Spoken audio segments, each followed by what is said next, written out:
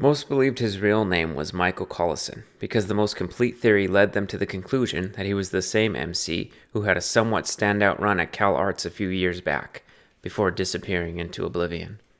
Whatever theory one preferred, this artist identified himself, or herself, as MANSOUR, and he or she was the visionary of the moment, bar none.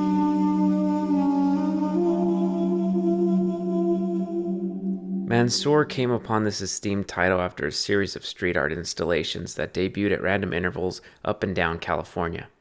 The tactful enlistment of concepts such as sports culture, the human compulsion toward chaos, man's light-speed journey toward death, and the pretension of contemporary art, especially its criticism, made him a darling of the art hounds, a group of the foremost elite critics in the territory.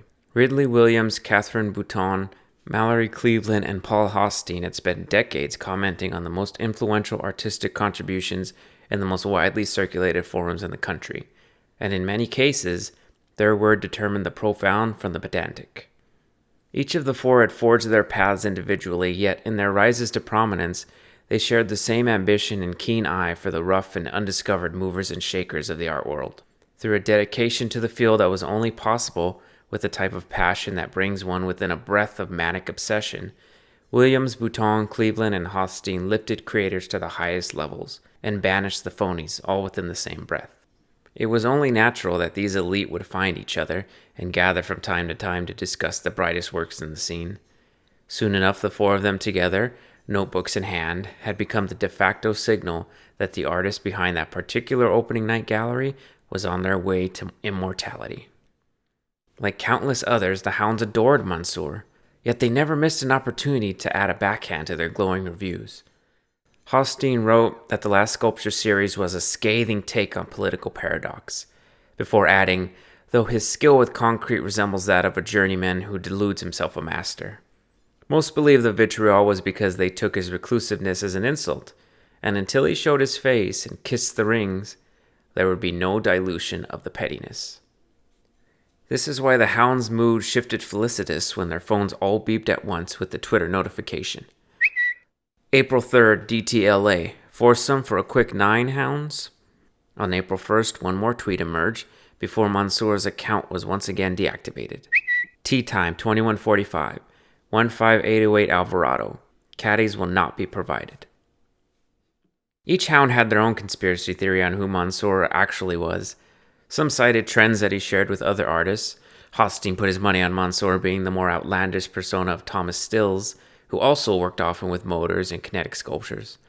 Williams was convinced he was Ladania Moncrief, claiming that they both released unannounced street installations in the same cities too often for them not to be connected. Cleveland even made the case that he was actually a group effort from some sort of workshop artistic syndicate. Bouton leaned toward this theory herself, although she was certain that the leader of said syndicate was an unknown. One thing they could all agree on, MANSOUR was probably not who any of them were expecting.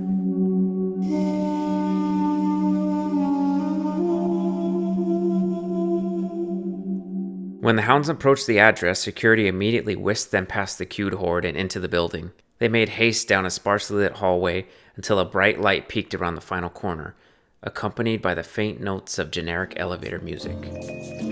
They were captivated by what appeared to be a car dealership showroom. The design was breathtakingly accurate as their eyes came upon the massive signage notifying the patrons of a special seasonal promotion, which Bouton immediately noted was the kind of wordplay the artist Maladonna often used.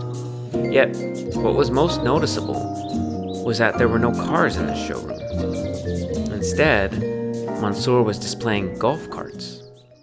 One stood right at the entrance, proudly on its platform, but on 4 flat tires. In addition, each of the 4 seats was occupied by a child's car seat. The sign read, "Barely used. See senior associates for pricing." Hosteen was quick to say that MANSOUR was clearly playing with them, calling the hounds children, in fact. Along with the others, he now wondered if this would be a hostile meeting.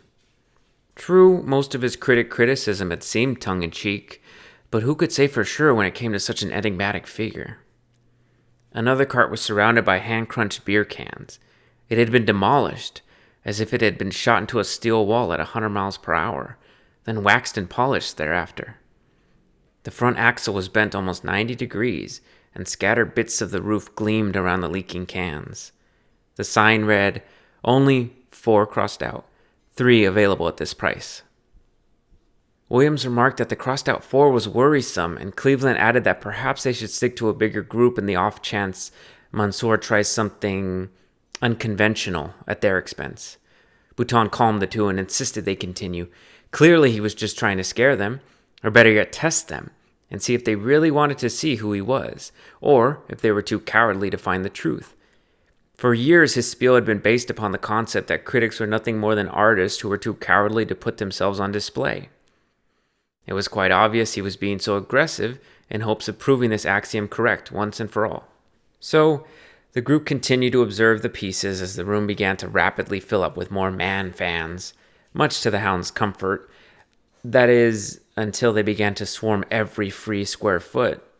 Obviously, security had been instructed to push the capacity limits, but the density quickly grew ridiculous. As each one scanned the crowd to find their prediction for the true identity of Mansour, they came upon the next piece which stopped them dead in their tracks. In this cart sat a motionless figure with a gas mask filled with dark gray smoke. The mask was connected by a hose to the battery bay of the cart, as if the man had found a way to commit suicide with the implausible smoke coming from the power unit. As Hosteen approached to decipher if this was an actor or a mannequin, Cleveland noted the sign, which read, "Sorry, nothing's made to last." While the other 3 contemplated the cryptic phase, Williams screamed. The actor had slid off the cart and onto the ground, breaking the hose and allowing the dark smoke and what resembled battery acid to spill freely. He continued to remain still on the ground as the hounds all received a notification from Mansour's reactivated Twitter account. "Anyone have a spare ball?" They had been so enthralled with the installation/puzzle that they hadn't even noticed the music had stopped, and the showroom was now empty of all spectators. Before anyone could say a word, the lights began to click off in sequence, leaving only the exit signs illuminated and a faint glow down a hallway across the showroom. Determined to stand strong in this imminent meeting, they quickly made their way toward the indication, and as they approached the turn, they began to hear the synthetic roar of battery engines. Bouton jumped as she saw the screen that lay against the wall, displaying oncoming traffic from a busy freeway, packed with speeding golf carts. Cleveland shrieked when she turned to the screen on the other side and saw the mangled bodies of those struck by the carts. The others joined her in viewing the gory depictions, as they soon realized the corpses were those of notable artists. In fact, many of the bodies were the same ones the hounds had guessed as the true identity of Mansour. Perhaps for the first time since they had attended exhibits together, they had fallen completely silent. Continuing, they quickly came upon the end, which hosted a dimly lit room, also containing a large screen. This one simulated a serene golf course. In the center of the room, an empty tee dug into the turf, and off to its side stood a bag of clubs. After patiently waiting for an update, the hounds were at a loss. They searched up and down the room for another element, but found none. As they began to debate their foolishness and expecting Mansour to actually show up, convinced this was all just a game at their expense, Williams approached the clubs and pulled one, searching for a clue. The 9-iron held no information, and neither did the putter. However, when he grabbed the driver, birds began to sing, drawing all of their attention. The screen slowly faded in a title card that read, "Take your shot." Williams made his way to the tee to see if that alone would draw out the artist. He sheepishly cleared his throat and said, "Mansour is Jensen Light." But there was no change. Hosteen yelled, "You're a group led by Katiana, the Seattle school." When nothing altered, Bouton bellowed, "Show your face, you coward!" With this, the title card faded. Almost immediately, it was replaced by one that read, "You first." With such indignation, Bouton took the club from Williams and set her stance. She looked at the green ahead, then back at the empty tee. She took a breath, and right as she pulled the club into a backswing, a golf ball rolled from behind the screen, right to the sole of Cleveland's boot. She calmly picked it up, walked it over, and placed it on the tee with a smile as the title card faded and was replaced by one word. Surprise!